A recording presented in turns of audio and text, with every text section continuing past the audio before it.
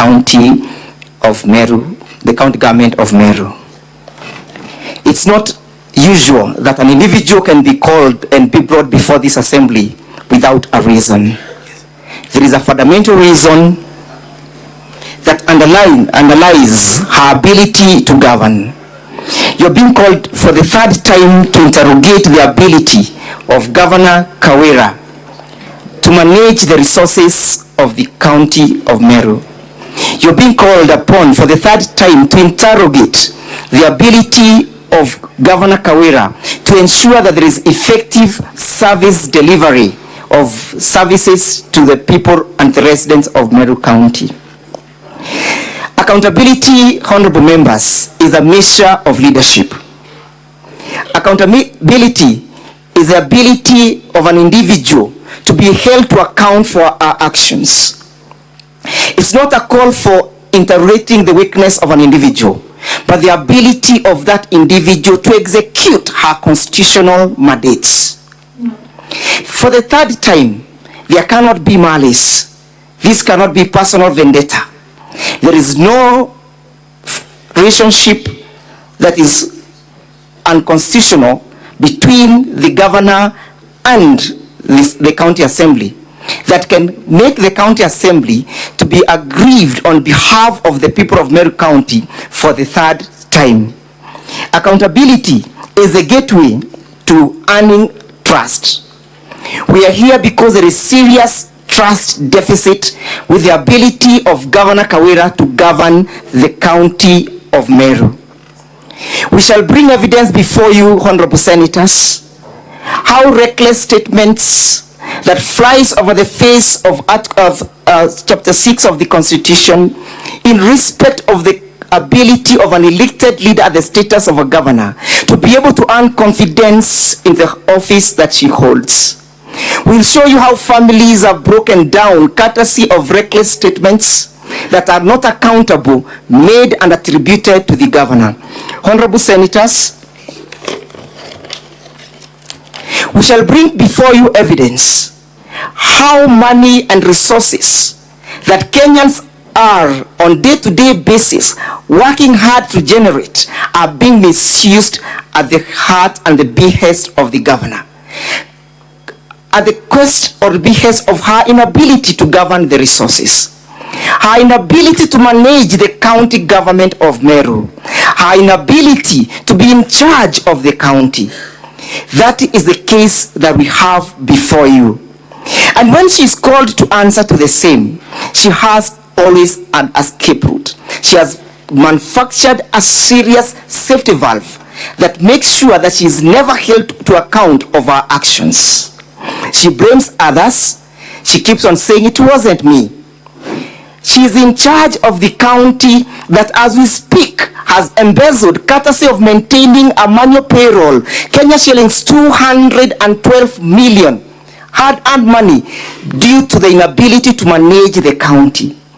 We have a governor who is serving in the county government of MERU and who is not able to manage her human resource. When proper procedures are taken, when proper procedures are called out by the employees, they are victimized. They are victimized because she wants to maintain a system that is not accountable. This house has risen to the occasions, and whenever I appear before this house, I live with the confidence, whether we win the case or we lose the case, that this house has done its work. This is the house that will go to the history of this republic, that it has been out to hold individuals accountable, irrespective of your gender, irrespective of your association, irrespective of your political association. This house has remained true to its calling. This house has remained very impartial to the processes. And that is why for the third time we are bringing a case against Governor Kawira, because we have confidence with this house that it will look to the facts of the case and dispense with substantive justice. The first step towards success is taking responsibility of your actions.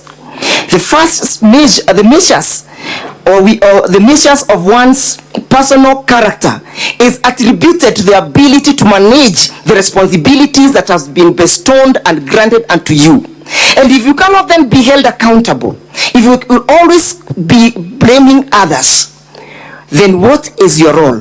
When those others are making that mistake, when those others are embezzling the funds, where are you? What actions have you taken? We'll bring cases where the county assembly has attempted to hold accountable the governor, reports made before the county assembly, summons issued, recommendation made, and the governor declines with contempt, ridicule, and spite on the part of the county assembly. That is the case that we have. Honorable senators, holding people accountable is a show of love. When you hold somebody accountable, you are simply saying, honorable senators, that you are capable of a bigger or to do bigger things. This is not out of malice. It's not out of any personal vendetta. It's to show the love that the county assembly has for the people of Meru. We'll present before you evidence that public participation was effectively carried out. 85% of the participants giving a verdict that supports the county assembly's case. We'll give you evidence that 49 county assembly members voted in support of the motion.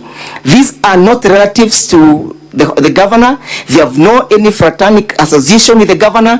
They are people who are simply executing their mandate as bestowed by the constitution.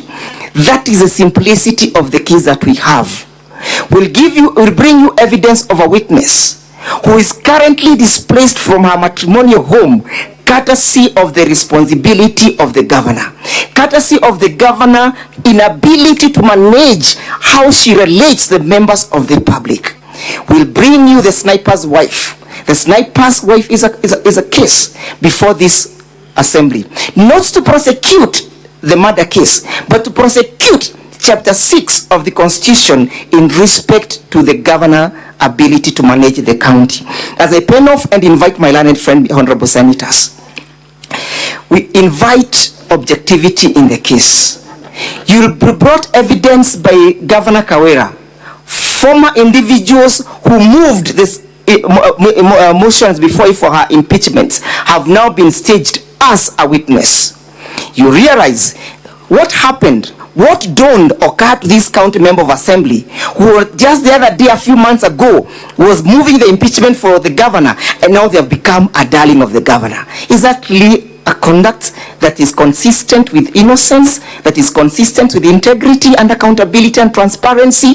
We'll bring you that evidence. We'll show you why this a serious turn of events. Honorable senators, kindly allow me to invite Mr. Mawira for further submissions. I am most humbled.